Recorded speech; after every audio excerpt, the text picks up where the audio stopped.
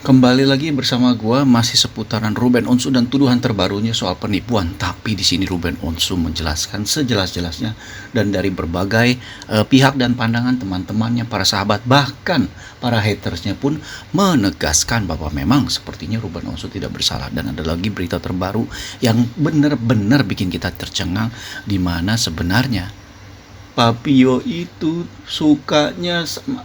Aduh, lu nonton sendiri deh. Oke, kita coba ya. Yuk, langsung aja yuk. Di TikTok juga udah.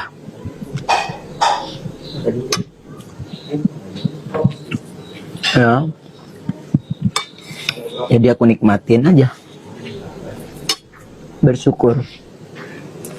Dan diselesaikan. Jadi untuk para pembenci, ya nggak apa-apa juga, emang ngapain juga buat baik buat lo. Ya nggak.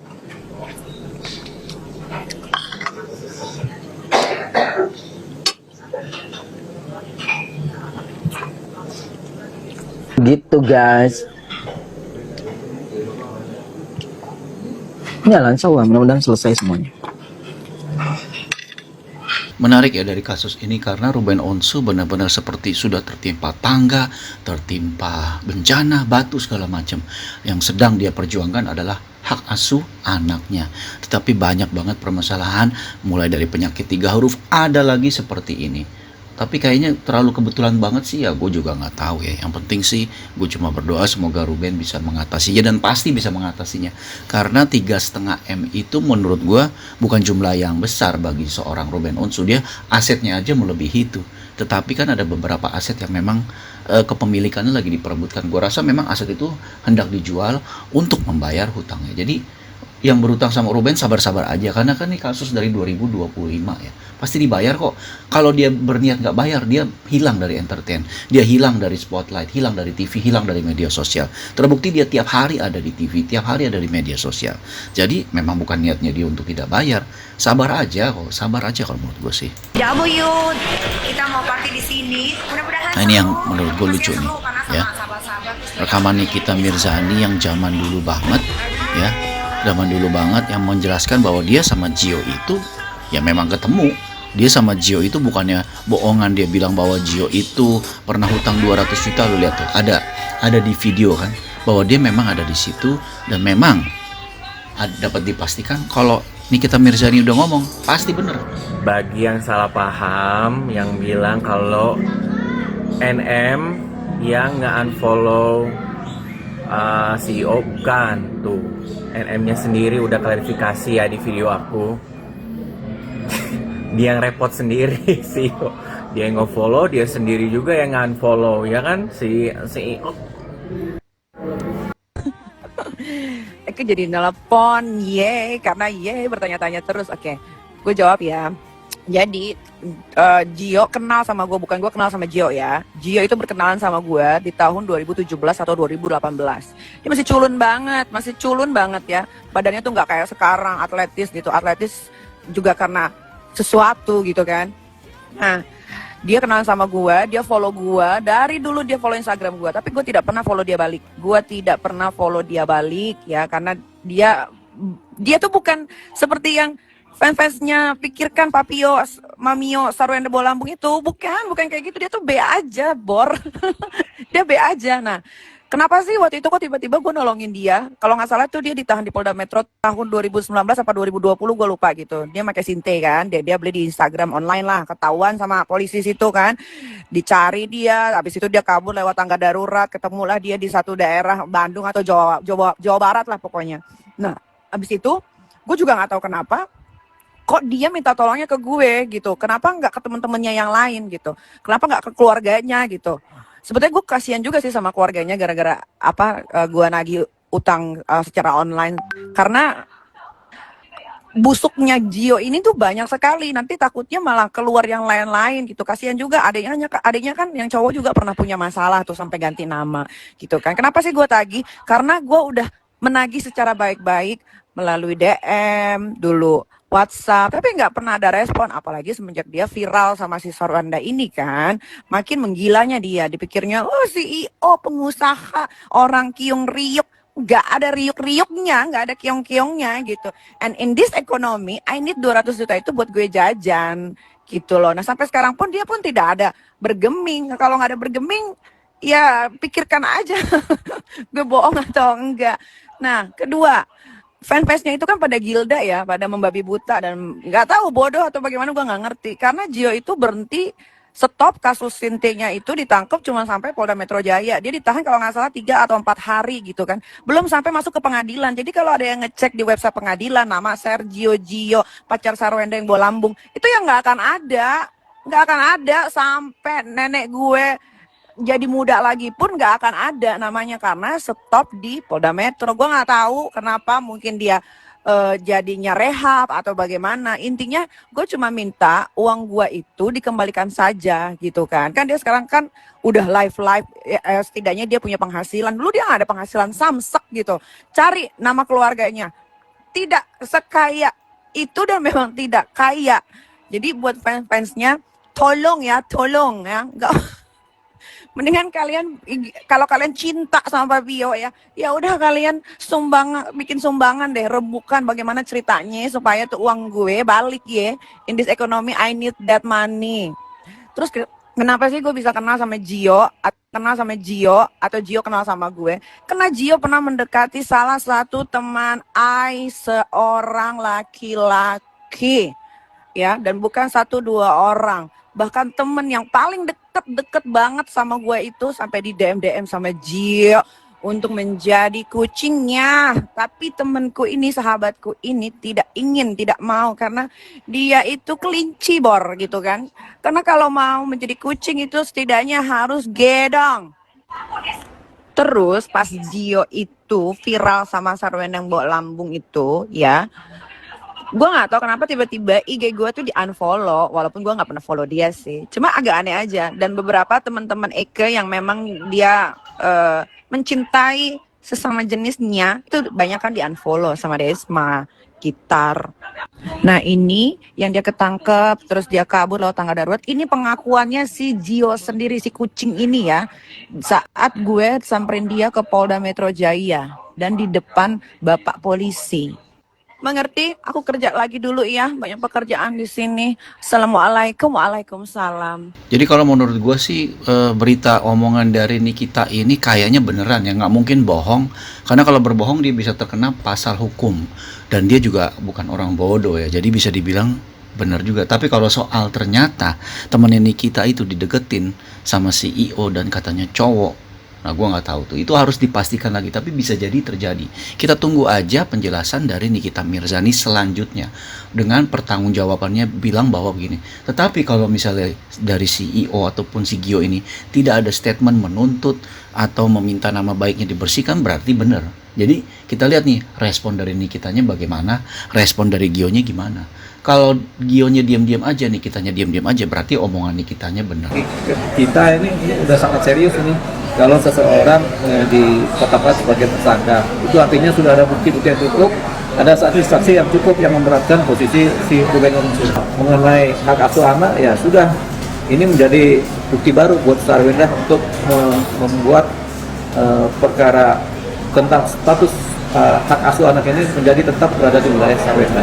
Hukuman penipuan kan ancaman hukuman maksimal 4 tahun. Dan sekarang ini di kuap baru ini ada denda juga.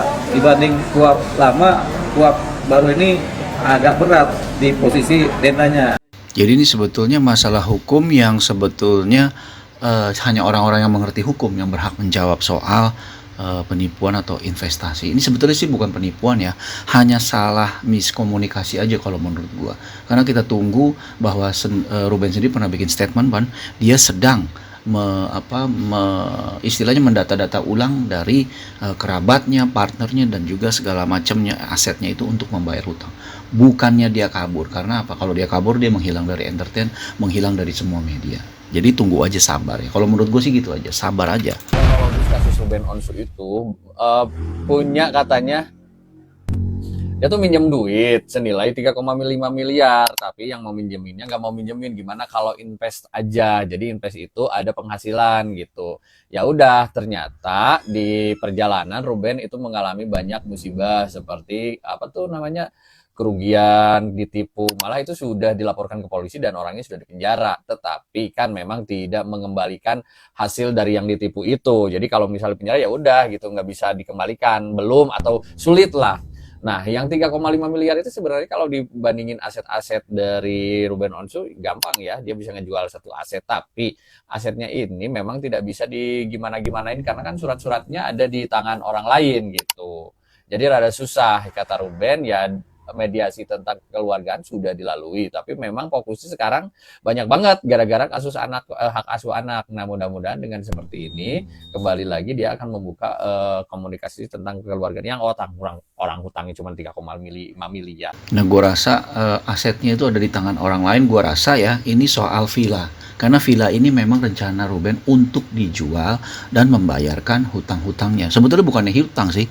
Tadi kan dia bilang bahwa ini sebetulnya bentuk investasi. Ya, investasi berarti kan kepentingan bersama. Kalau misalnya ternyata akhirnya tidak berujung baik ataupun tidak untung, ya itu resiko bisnis. Kalau menurut gue. Tapi Ruben gue yakin bertanggung jawab dan pasti akan membayar. Jadi sebetulnya sabar aja. Pasti dibayar sama Ruben. Ruben Onsu, sehubungan dengan pemberitahuan yang beredar belakangan ini, saya mohon maaf atas situasi yang ada. Selama ini, proses ini berjalan. Saya juga berupaya melakukan tabayun melalui teman kami. Namun memang belum menemukan titik temu. Di sisi lain, saya terus mengumpulkan bukti-bukti yang berkaitan dengan apa yang saya sampaikan dalam pemeriksaan, dengan tujuan menunjukkan kesesuaian data dan keterangan yang ada. Namun, karena beberapa orang yang sebelumnya bekerja bersama saya sudah tidak bekerja lagi dan sulit dihubungi untuk dimintai pertanggungjawaban, saya berusaha mencari dan mengumpulkan bukti-bukti tersebut satu persatu dengan akses yang sangat terbatas agar dapat melengkapi dan melampirkan keterangan saya. Ini bukan bermaksud untuk membenarkan diri. Selama proses ini berjalan, saya juga sedang menyelesaikan permasalahan lain dengan kembali mencari data dan bukti-bukti untuk meluruskan pemberitaan yang menurut saya sudah jauh dari apa yang sebenarnya terjadi. Proses tersebut tentu telah menyita cukup banyak waktu dan melibatkan banyak pihak. Apa yang terjadi menjadi pembelajaran bagi saya. Saya tetap bertanggung jawab dan berkomitmen untuk menyelesaikan permasalahan ini dengan cara yang baik dan kekeluargaan. Semoga pemberitaan yang ada tidak dimanfaatkan untuk menutupi atau mengalihkan perhatian dari isu-isu nasional yang lebih membutuhkan kepedulian kita bersama. Terima kasih kepada semua pihak yang terus memberikan semangat dan dukungan. Ya, kalau menurut gue sih Ruben ini memang dalam posisi yang sangat sulit ya. Dimana dia lagi berjuang untuk hak asuh anak, tertimpa pula masalah ini. Tapi gue yakin dengan permasalahan ini justru membuat teman-temannya jadi lebih sadar. Dan Ruben pun lebih sadar bahwa memang semua itu hanya milik yang kuasa ya. Kita nggak boleh langsung semerta-merta, wah sukses ini jadi sombong. Sayang banget. Kasian juga sih gue sama Ruben. Jadi ini masalah dia dan beban hidup dia tuh benar-benar berat. Di saat-saat seperti ini ada aja masalahnya, ada aja. Aduh, ini ada salah satu dari temennya yang memang tahu banget Ruben dari zamannya dia dulu susah sampai sekarang. Yuk. Ruben dijadikan tersangka dan sebagainya, ini babak baru kan. Kita juga nggak tahu bagaimana Ruben mengatasinya ya. Tapi yang pasti untuk urusannya dengan hak pengasuhan anak, Ruben sudah sampai titik pada saat ini adalah dia pasrah. Oke, Adit, terkait masalah ini, Adit sangat mengenal Ruben. Ada masalah lagi, tidak akan berhenti membuat Ruben tetap berdiri tegak kan Adit, bahwa ya udah kasus ini ya Ruben tetap jadi Ruben, bahwa akan menghadapi semua tidak lari. Iya pasti, Ruben itu pasti punya banyak aset. Kalaupun dia punya pinjaman itu semua pasti bisa ditutupi dengan asetnya. Tapi kan menjual aset tidak semudah kayak jual pisang goreng gitu. Ya, jadi dia memang perlu waktu. Dan lagi-lagi saya sebagai orang yang dekat dengan Ruben tahu betul. Kalaupun memang Ruben punya pinjaman bukan untuk dirinya sendiri. Ya, bertahun-tahun dia harus menanggung itu banyak biaya keluarga. Rumahnya, cicilannya, dan itu juga untuk memenuhi apa yang diminta oleh yang katanya permintaan anaknya lah dan lain sebagainya, dan kemudian juga biaya hidup anak yang besar banget gitu. Jadi ya tadi Ruben berdiri paling depan untuk menjadi orang yang membahagiakan banyak orang lain. Oke, Adit, Ruben bukan orang yang lari dari tanggung jawab. Ruben adalah orang yang bertanggung jawab karena di kasus ini, Adit yakin gak semua akan selesai dengan baik? Oh iya, sangat yakin. Sangat yakin, ini hanya perlu waktu. Kalau memang Ruben punya pinjaman, itu hanya masalah bagaimana segera nih aset-aset yang Ruben itu jual, ya kemudian dia mengatasi. Dan satu hal lagi yang seperti saya sampaikan lagi, begitu ini selesai, apakah Ruben benar akan mengundurkan diri dari menteri, lalu kemudian dia ingin benar-benar memberi ruang bagi dirinya sendiri, ya seperti yang dia impikan, dia ingin tinggal di Madinah dan lain sebagainya, belajar agama lebih dalam sampai dia betul-betul mendapatkan kesehatan mentalnya, yang dia mungkin balik lagi ke dunia entertain, kita nggak tahu. Tapi memang saat ini Ruben butuh space, butuh waktu, dan perlu berbagai macam tindakan bisa mengatasi persoalan-persoalannya, termasuk yang tadi kita ya, apakah memang sekarang menjadi tersangka karena pinjamannya dan lain sebagainya. Itu lahir dari saya Kadit. Kadit sangat mengenal Ruben terkait masalah ini gitu. Ruben bukan kita sama siapapun ya terkait masalah ini. Tapi Kadit ingat ya sih bahwa ini salah satu ujian Ruben setelah dia mualaf dan ini istiqomahnya dia. Oh iya ya, ini ujian tapi sekaligus juga cara Allah untuk menaikkan derajat ini. Peristiwa ini membuat masyarakat Indonesia yang kita lihat ya bagaimana begitu banyak. Di sini sih gue sadar bahwa Ruben bebannya sangat-sangat berat sekali ya, bisa gue rasakan. Dan semoga doa gue gitu loh, dan sebagai dukungan bisa terselesaikan. Gue yakin Ruben pasti bisa mengatasi masalah itu, karena memang secara keuangan dia masih mampu membayar. Hanya memang benar seperti yang Mas Aditya bilang, menjual aset itu nggak seperti menjual kacang goreng. Jadi butuh waktu, sabar aja. Pasti semua masalah akan selesai ya. Selanjutnya akan ada video-video terbaru lagi yang akan gue buat, semoga menghibur kalian. Udahan dulu ya.